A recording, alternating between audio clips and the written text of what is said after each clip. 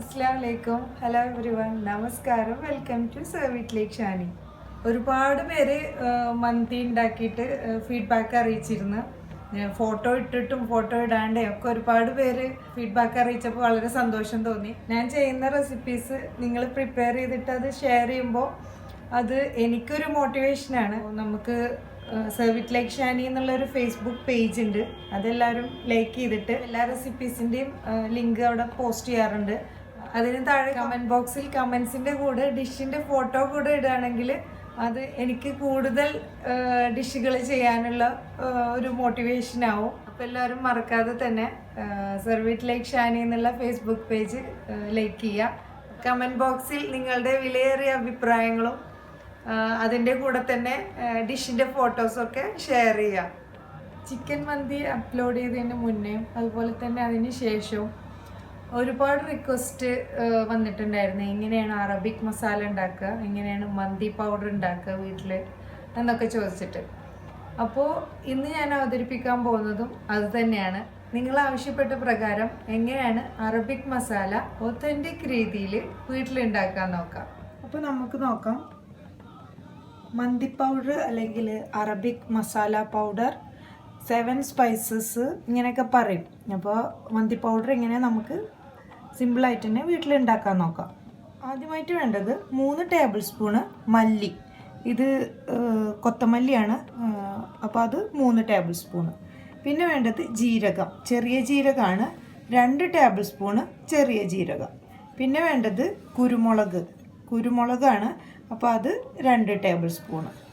പിന്നെ വേണ്ടത് 1 table spoon ഏലക്കായ, അതുപോലെ തന്നെ 1 ടേബിൾ സ്പൂണ് സിനമൺ സ്റ്റിക്ക്, കറുവാപ്പട്ട, 1 ടേബിൾ സ്പൂണ് കറുവാപ്പട്ട. പിന്നെ 2 ഡ്രൈഡ് ലെമൺ, 2 എണ്ണം വേണമെന്നില്ല. എൻ്റെ അടുത്ത് ചെറിയ ഡ്രൈഡ് ലെമൺ ആയതുകൊണ്ടാണ് ഞാൻ 2 എണ്ണം എടുത്തിട്ടുള്ളത്. വലുത് ആണെങ്കിൽ 1 എണ്ണം മതി. പിന്നെ വേണ്ടത് 1 ടേബിൾ സ്പൂണ് ക്ലോവ്സ് അല്ലെങ്കിൽ ഗ്രാമ്പു. പിന്നെ വേണ്ടത് 1 ടീസ്പൂണ് ടർമറിക് പൗഡർ, നമ്മുടെ മഞ്ഞൾപ്പൊടി. അപ്പോൾ ഇത്രയും ഇൻഗ്രീഡിയൻസ് ആണ് നമ്മുടെ മന്തി മസാല അല്ലെങ്കിൽ അറബിക് മസാലയ്ക്ക് വേണ്ടത്. അപ്പോൾ നമുക്ക് നോക്കാം എങ്ങനെയാണ് ഇതിൻ്റെ പ്രിപ്പറേഷൻ. ഇപ്പോൾ ഒരു ഫ്രൈയിങ് പാൻ വെച്ചിട്ടുണ്ട്, അത് ചൂടായി വരട്ടെ. അങ്ങനെ പാൻ ചൂടായി വന്നിട്ടുണ്ട്. നമുക്ക് ഇൻഗ്രീഡിയൻസ് ആഡ് ചെയ്ത് കൊടുക്കാം. മഞ്ഞൾപ്പൊടി അല്ലാത്ത എല്ലാ ഇൻഗ്രീഡിയൻസും ആഡ് ചെയ്ത് കൊടുക്കാം. ആദ്യമായി മല്ലി ഇട്ട് കൊടുക്കാം.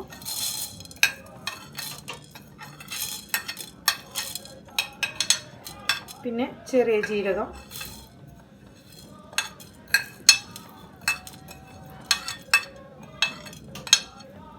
പിന്നെ കുരുമുളക്,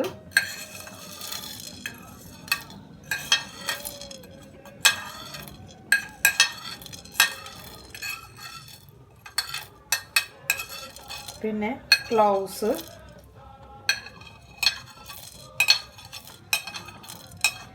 പിന്നെ ആ ഡ്രൈഡ് ലെമൺ ഇല്ലേ, ഡ്രൈഡ് ലെമണ് നമുക്കൊന്ന് പീസാക്കിയിട്ട് ആഡ് ചെയ്ത് കൊടുക്കാം. അങ്ങനെ തന്നെ ഇടുമ്പോൾ നമുക്ക് ഗ്രൈൻഡ് ചെയ്യാനൊക്കെ ബുദ്ധിമുട്ടാണ്. അപ്പം പീസാക്കിയിട്ട് ആഡ് ചെയ്ത് കൊടുക്കാം. പിന്നെ സിനമൺ സ്റ്റിക്ക്, പട്ട, പിന്നെ ഏലക്കായ.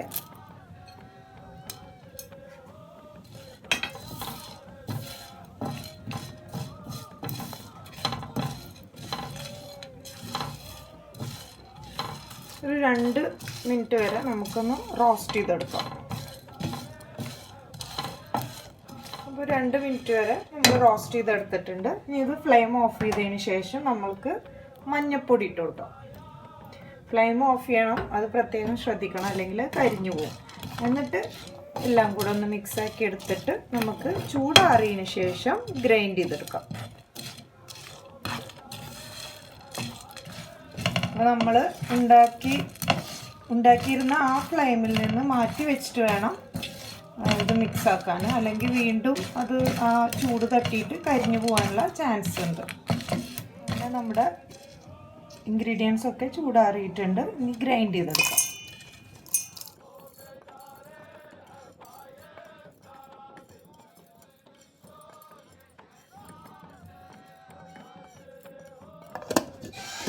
ഗ്രൈൻഡ് ചെയ്തെടുക്കാം.